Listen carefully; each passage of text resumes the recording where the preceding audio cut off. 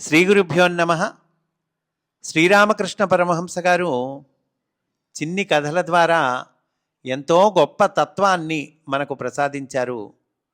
ఈ కథలను శ్రద్ధగా విని అర్థము చేసుకోవటం ద్వారా అసలు విషయమేమిటో మనకు సులభంగా బోధపడుతుంది. అటువంటి ఒక కథను ఈరోజు చెప్పుకుందాం. అనగనగా ఒక ఊరు. ఆ ఊరిలో ఒక సాలెవాడు ఉన్నాడు.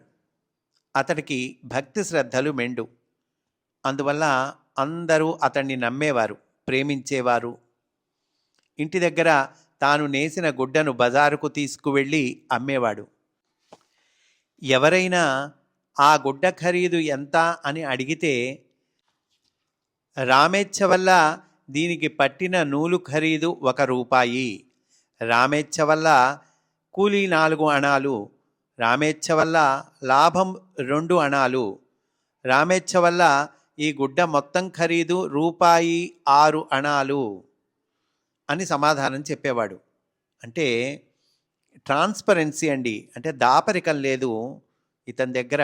పైగా ఏమంటున్నాడు? రామేచ్ఛ వల్ల అంటున్నాడు. రామేచ్ఛ వల్ల అంటే, అయ్యా ఇది భగవంతుడి ఇచ్ఛ, భగవంతుడు నడిపిస్తున్నాడు అని సంపూర్ణంగా నమ్మినటువంటి వాడండి.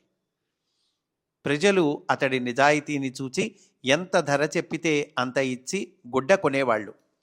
ఈ సాలెవాడు నిజమైన భక్తుడు. రోజు రాత్రి భోజనం చేసిన తర్వాత కూర్చొని పాటలు పాడుతూ భజన చేసుకుంటూ ఉండేవాడు. ఒకరోజు ఆ సాలెవాడు రాత్రి భోజనమైన తరువాత చాలాసేపు నిద్రపోకుండా హుక్కా తాగుతూ భజన చేస్తున్నాడు.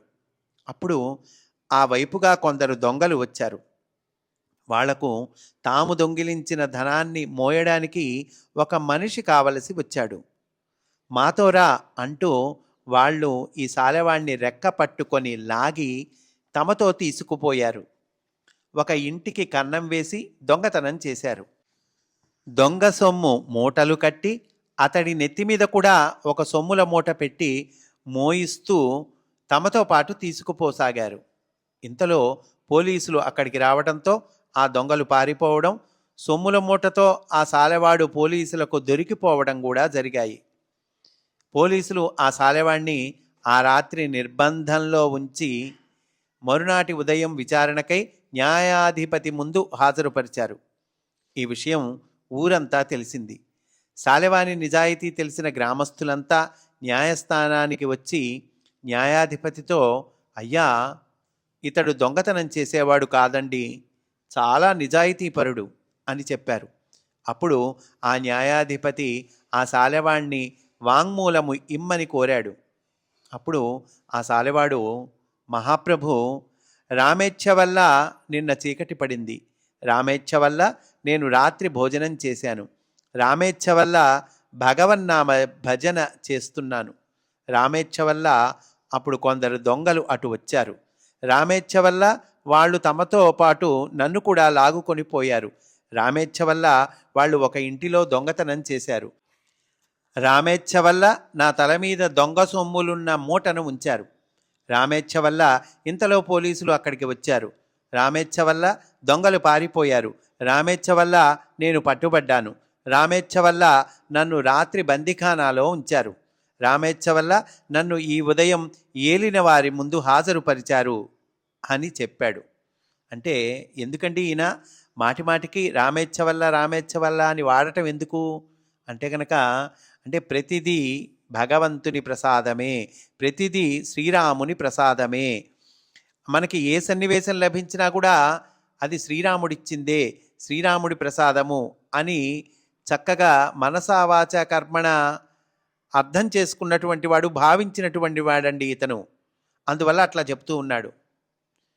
ఈ వాంగ్మూలం విని న్యాయాధిపతి ఆ సాలెవాడు నిర్దోషి మాత్రమే కాక నిజమైన భక్తుడని కూడా తెలుసుకొని అతన్ని విడుదల చెయ్యమని ఉత్తర్వు ఇచ్చాడు. అప్పుడు ఆ సాలెవాడు ఇంటికి వెడుతూ తన స్నేహితులతో, రామేచ్ఛ వల్ల నేను విడుదల చేయబడ్డాను అని చెప్పాడు. అంటే స్వామి రక్షిస్తాడండి. ఎట్లా రక్షిస్తాడో ఆయనకి తెలుసు. ఎలా, ఎప్పుడు, ఎక్కడ, ఎలా రక్షించాలో ఆయన అదంతా ఆయన చూసుకుంటాడు, స్వామి చూసుకుంటాడు.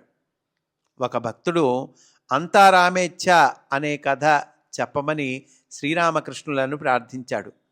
అప్పుడు గురుదేవులు అతడికి ఈ కథ చెప్పి ఇంకా ఇలా అన్నారు: మానవుడు గృహస్థుగా ఉండడం కానీ సన్యాసిగా మారడం కానీ సర్వం రామేచ్ఛ మీదనే ఆధారపడి ఉంటుంది.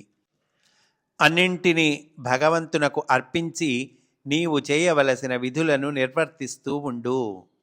అంతకంటే నీవు చేయగలిగింది ఏముంది?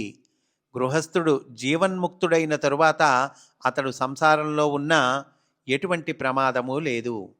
జ్ఞానం కలిగిన వాడికి ఈ చోటు ఆ చోటు అన్న తేడా ఉండదు. అతడికి అన్ని చోట్లు ఒకటే. కనుక ఏం చేయాలండి? అన్నింటినీ భగవంతుడికి అర్పించాలి. మన కర్తవ్యాలను మనం ఆనందంగా నిర్వహిస్తూ ఉండాలి అనేటువంటిది గురుదేవులు మనకిక్కడ తెలియచేస్తున్నారు. స్వస్తి. వాసుదేవా.